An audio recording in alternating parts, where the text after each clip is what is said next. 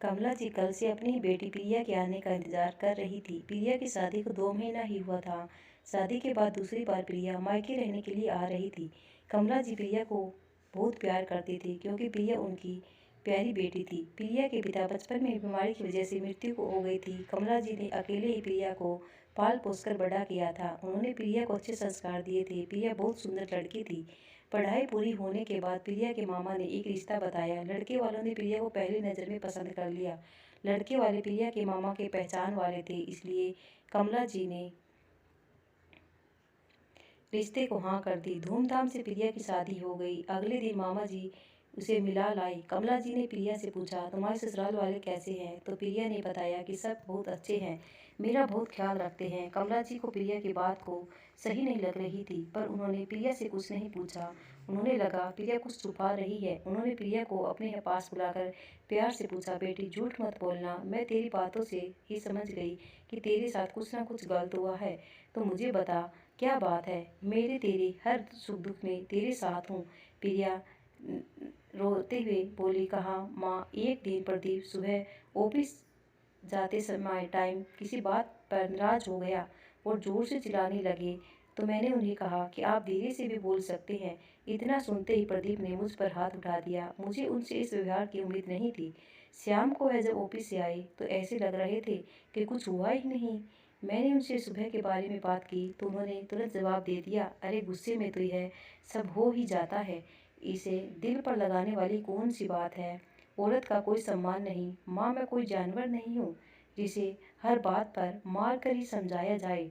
अगर कोई गलती करेगा तो क्या मैं उस पर हाथ उठा दूँ? प्रिया की बातें सुनकर कमला जी उठकर अंदर कमरे में चली गई। उनकी आंखों से आंसू बह रहे थे। उन्हें अपनी शादी की बात याद आ रही थी। जब उनकी नई नई शादी हुई थी तो प्रिया के पापा ने और उस पर हाथ उठा दिया था, लेकिन उनके पापा ये कहते थे कि औरत को समझा दिया था कि अगर गृहस्थी में तो यह सब चलता रहता है, ऐसी छोटी छोटी बातों से रिश्ते खराब नहीं करने चाहिए। आज उनकी बेटी के साथ भी यही सब हो रहा था। क्या वह भी हाथ पर हाथ रखकर बैठ जाए और उसे एक छोटी सी बात समझकर चुप हो जाए? 7 दिन बाद और प्रदीप उसे लेने के लिए आए। कमला जी ने बड़े आदर भाव से दोनों बाप बेटों का स्वागत किया। खाना पीना होने के बाद बातों का सिलसिला शुरू हुआ तो कमला जी ने पूछा, प्रिया ससुराल में काम सही तो से करती है ना? सबकी इज्जत तो करती है। अगर कुछ कमी हो तो आप मुझे बताओ, मैं इसे समझा दूंगी। प्रिया के ससुर जी बोले, बहन जी, प्रिया तो बहुत ही संस्कारी बहू है। घर का सारा काम अकेले ही कर देती है।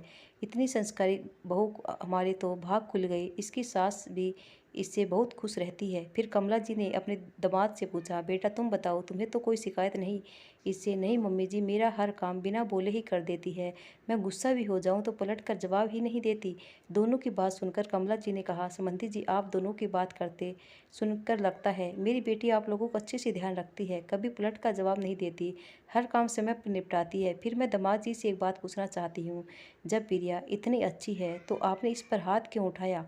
कमला जी की बात सुनकर प्रदीप थोड़ा घबरा गया, कुछ बोल ही नहीं पाया। उसके पिता ने बात संभालते हुए कहा, बहन जी, हमें तो इस बारे में कुछ पता ही नहीं, लेकिन फिर भी मैं आपसे हाथ जोड़कर माफ़ी मांगता हूँ और आपको विश्वास दिलाता हूँ आगे से ऐसा कुछ नहीं होगा। कमला जी ने कहा, भाई साहब, मैं बस इतना चाहती हूँ दामाद जी मेरी बेटी को इज्जत दे, अगर उससे कोई गलती हो तो उसे समझे। मैं आशा करती हूँ जितना सम्मान मेरी बेटी आपकी करती है इतना ही सम्मान उसे भी मिले। गलती पर आप उसे प्यार से समझें, लेकिन कोई मेरी बेटी पर हाथ उठाए यह मैं बिल्कुल भी बर्दाश्त नहीं करूँगी। मैं अपनी बेटी की खुशी के लिए उसकी शादी की थी, कोई दान नहीं दिया। अगर आपको मेरी बेटी को मान सम्मान नहीं मिलता तो मेरे घर के दरवाजे उसके लिए सदा खुले हैं। दोस्तों, हमेशा बहू की भी इज्जत करनी चाहिए। ये वीडियो कैसी लगी कमेंट करके ज़रूर बताना और हमारे चैनल को लाइक और सब्सक्राइब ज़रूर करना। धन्यवाद।